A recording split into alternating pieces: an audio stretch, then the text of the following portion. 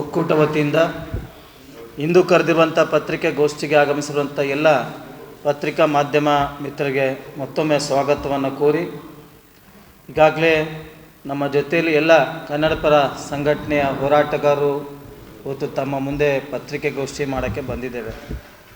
ಈಗಾಗಲೇ ಡಿಸೆಂಬರ್ ತಿಂಗಳಿಂದ ಬೆಳಗಾವಿಯಲ್ಲಿ ಉತ್ತರ ಕರ್ನಾಟಕದ ಸಮಸ್ಯೆಗಳ ಕುರಿತು ಅಧಿವೇಶನವನ್ನು ಪ್ರಾರಂಭಗೊಂಡಿದೆ.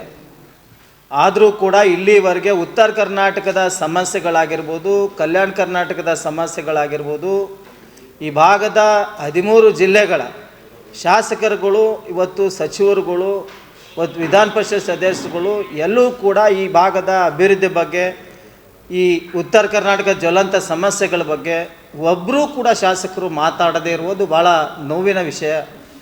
ಅದಲ್ಲದೆ ಕೂಡ ಇವತ್ತು ಕಾಟಾಚಾರಕ್ಕಾಗಿ ಬೆಳಗಾವಿಯಲ್ಲಿ ಅಧಿವೇಶನವನ್ನು, ಉತ್ತರ ಕರ್ನಾಟಕ ಚಳಿಗಾಲ ಅಧಿವೇಶನ ಕರೆದು ಕೇವಲ CM ಕುರ್ಚಿ ಗುದ್ದಾಟಕ್ಕಾಗಿ ಇವತ್ತು ಪಾರ್ಟಿಗಳನ್ನು, ಮೀಟಿಂಗ್ಗಳನ್ನು ಮಾಡೋಕ್ಕೆ ಇವತ್ತು ಬೆಳಗಾವಿ ಒಂದು ವೇದಿಕೆ ಆಗಿಬಿಟ್ಟಿದೆ. ಹಾಗಾಗಿ ಕಲ್ಯಾಣ ಕರ್ನಾಟಕದ ಸಮಸ್ಯೆಗಳು, ಇವತ್ತು ಉತ್ತರ ಕರ್ನಾಟಕದ ಸಮಸ್ಯೆಗಳು, ಈ ಸಮಸ್ಯೆಗಳ ಕುರಿತು ಶಾಸಕರು ಧ್ವನಿ ಎತ್ತಲ್ಲ ಅನ್ನೋದಕ್ಕೆ ನಾವು ಒಕ್ಕೂಟ ವತಿಯಿಂದ ಭಾಳ ಬೇಜಾರವನ್ನು ವ್ಯಕ್ತಪಡಿಸ್ತೇವೆ. ಅದಲ್ಲದೆ ಕೂಡ ಇವತ್ತು ಈಗಾಗಲೇ ಸಚಿನ್ ಅವರು ಹೇಳಿದಂತೆ ಕಲಬುರಗಿ ಜಿಲ್ಲೆ, ಕಲ್ಯಾಣ ಕರ್ನಾಟಕ ಭಾಗದಲ್ಲಿ ಅತಿ ದೊಡ್ಡ ಜಿಲ್ಲೆ ಆದಂಥ ಕಲಬುರಗಿ, ಬೀದರ್, ಯಾದಗಿರಿ, ರಾಯಚೂರು, ಕೊಪ್ಪಳ, ಬಳ್ಳಾರಿ ಈ ದೊಡ್ಡ ಒಂದು ವಿಭಾಗಿ ಕೇಂದ್ರಕ್ಕೆ ಸತತವಾಗಿ ಎಲ್ಲ ರೀತಿಯ ನಮಗೆ ಅನ್ಯಾಯವನ್ನು ಆಗ್ತಾನೇ ಇದೆ. ಇವತ್ತು ರಾಜ್ಯೋತ್ಸವ ಪ್ರಶಸ್ತಿಯಲ್ಲೂ ಕೂಡ ಅನ್ಯಾಯ ಆಯಿತು. ಈ ಭಾಗದಲ್ಲಿ ಅಭಿವೃದ್ಧಿ ಕೊಡಬೇಕಾದ್ರೂ ಕೂಡ ಇವತ್ತು ಹಿನ್ನೆಟ್ಟಾಗ್ತಾಯಿದೆ. ಅನುದಾನ ನೀಡುವಲ್ಲೂ ಕೂಡ ಎಲ್ಲೋ ಒಂದು ಕಡೆಗೆ ಮೀನಮೇಷವನ್ನು ಎಣಿಸ್ತಾ ಇದ್ದಾರೆ.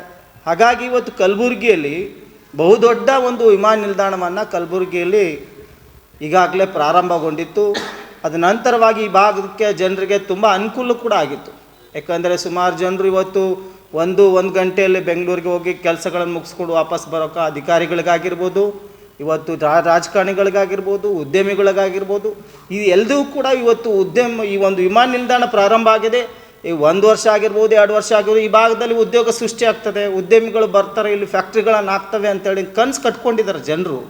ಆ ಕನಸಿಗೆ ಇವತ್ತು ಮಸಿ ಬೀಳುವಂಥ ಕೆಲಸವನ್ನು ಇವತ್ತು ಜಿಲ್ಲಾಡಳಿತ ಮಾಡಿದೆ. ಹಾಗಾಗಿ ಇವತ್ತು ಈ ಭಾಗದ ಶಾಸಕರುಗಳು, ರಾಜಕಾರಣಿಗಳು, ಜಿಲ್ಲಾಧಿಕಾರಿಗಳು ಎಲ್ಲರೂ ಕೂಡ ಯಾಕೆ ಮೌನ ವಹಿಸಿದ್ದೀರಿ, ಈ ವಿಮಾನ ನಿಲ್ದಾಣಕ್ಕೆ ತೊಂದರೆ ಏನಾಗ್ತಾ ಇದೆ ಅನ್ನೋದ್ರ ಬಗ್ಗೆ ಸ್ಪಷ್ಟವನ್ನು ಕೊಡಬೇಕು. ಅದರ ಭಾಗದಲ್ಲಿ ಬರುವಂಥ 6 ಜಿಲ್ಲೆ ಒಳಗೊಂಡಂಥ ನಮ್ಮ ಗುಲ್ಬರ್ಗ ಜಿಲ್ಲೆ, ಇದು ವಿಭಾಗಿ ಕಚೇರಿ ಇರಲಿಂದ ಈ ವಿಭಾಗಿ ಕಚೇರಿಯ ವಿಮಾನ ನಿಲ್ದಾಣನೇ ಹಾರಾಟ ಬಂದಾಗಿ ಸುಮಾರು ತಿಂಗಳಾದರೂ ಇಲ್ಲಿನ AICC ಅಧ್ಯಕ್ಷರು ಇರ್ಬೋದು, ಇಲ್ಲಿನವ್ರು ಕಲಬುರಗಿದವ್ರು ಇದ್ದೂ ಅಲ್ಲಿ ಯಾವುದೇ ರೀತಿಯಿಂದ ಅದು ಪ್ರಾರಂಭ ಮಾಡ್ತಾ ಇಲ್ಲ, ದನಿ ಎತ್ತಾ ಇಲ್ಲ. ಅದೇ ರೀತಿಯಾಗಿ ಇಲ್ಲಿಂದ ಲೋಕಸಭಾ ಸದಸ್ಯರಾಗಿರುವಂಥ ರಾಧಾಕೃಷ್ಣ ದೊಡ್ಡಮನಿ ಸರ್ ಅವರು ಇವತ್ತು ದನಿ ಎತ್ತಾ ಇಲ್ಲ. ಮತ್ತು ಅದೇ ರೀತಿಯಾಗಿ ಜಿಲ್ಲೆ ಉಸ್ತುವಾರಿಯಾಗಿರುವಂಥ ಪ್ರಿಯಾಂಕಾ ಖರ್ಗೆ ಅವರು ಇವತ್ತು ಧ್ವನಿ ಎತ್ತಾ ಇಲ್ಲ. ಇವತ್ತು ವಿಮಾನ ಏನು ಹಾರಾಡ್ತಾ ಇಲ್ಲ, ಅದರಿಂದ ಇಷ್ಟು ಸಮಸ್ಯೆ ಆಗಿದೆ ಅಂದರೆ ಇವತ್ತು ಇವತ್ತು ಕಲಬುರಗಿ ಜನರು ಬೀದರ್ಗೂ ಮತ್ತು ಹೈದರಾಬಾದ್ಗೂ ಹೋಗೋದಂಥ ಪರಿಸ್ಥಿತಿ ಬಂದಿದೆ. ಇದು ಭಾಳ ನಮ್ಮ ನಾಚಿಕೆ ಬರೋಂಥ ಮಾತು. ಮತ್ತು ಎರಡನೇ ವಿಷಯ ಏನಂತಂದರೆ ಕಲಬುರಗಿ ನಗರದಲ್ಲಿ ಏನು ರಸ್ತೆಗಳಿದೆ, ರಸ್ತೆ ಯಾವುದು ಗುಂಡಿ ಯಾವುದು ಅಂತ ಗೊತ್ತಾಗ್ತಾ ಇಲ್ಲ. ಅಂಥವೆಲ್ಲ ಇವತ್ತು ರಸ್ತೆ ಕಾಮಗಾರಿ ಇಲ್ಲ, ಧೂಳಾಗಿದೆ ಕಲಬುರಗಿ. ಸುಮಾರು ಬೇಡಿಕೆ 5 ಬೇಡಿಕೆ ಇಟ್ಕೊಂಡು ಇವತ್ತು ನಾವು ಒಂದು ಹೋರಾಟ, ಇವತ್ತೊಂದು ಪತ್ರಿಕಾಗೋಷ್ಠಿಯನ್ನು ಮಾಡ್ತಾ ಇದ್ದೀವಿ. ವಿವರವಾಗಿ ಇವತ್ತು ಏನೇನು ಸಮಸ್ಯೆ ಆಗಿದೆ ಕಲಬುರಗಿ ನಗರದಲ್ಲಿ, ಯಾವ್ಯಾವ ಅಭಿವೃದ್ಧಿ ಆಗಬೇಕು, ಸರ್ಕಾರ ಇದ್ದರೂ ನಮ್ಮ ಪಾಲಿಗೆ ಈ ಕಲ್ಯಾಣ ಕರ್ನಾಟಕ ಭಾಗಕ್ಕೆ ಸತ್ತಂಗಿದೆ ಅನ್ನೋಂಥ ನಾವು ಇವತ್ತು ನವಿಲಿಂದ ಹೇಳಕ್ಕೆ ಇಷ್ಟಪಡ್ತೇವೆ. ಯಾಕಂತಂದರೆ ಇವತ್ತು ಇಲ್ಲಿ ಸುಮಾರು ಅನುದಾನ, ಇವತ್ತು KKRDBದ ಸುಮಾರು ಹಣ ಇದ್ದರೂ ಇವತ್ತು KKRDB ಅಧ್ಯಕ್ಷರು 1 ಜನ ಬಂದು ಕುರ್ಚಿ ಮೇಲೆ ಕೂಡೋದಾಗಲಿ, ಇವತ್ತು ಎಲ್ಲ ಜಿಲ್ಲೆಗಳಿಗಾಗಲಿ ಮತ್ತು ತಾಲೂಕುಗಳಿಗಾಗಲಿ ಗುಲ್ಬರ್ಗಾದಲ್ಲಿ ಬಂದು ಯಾವುದೂ ಸುತ್ತಾಡೋದಾಗಿಲ್ಲ. ಮತ್ತು ಅದೇ ರೀತಿಯಾಗಿ MP ಅವ್ರ ಬಜೆಟನ್ನು 1.5 ವರ್ಷ ಆದ್ರೂ ಖರ್ಚಿಲ್ಲ.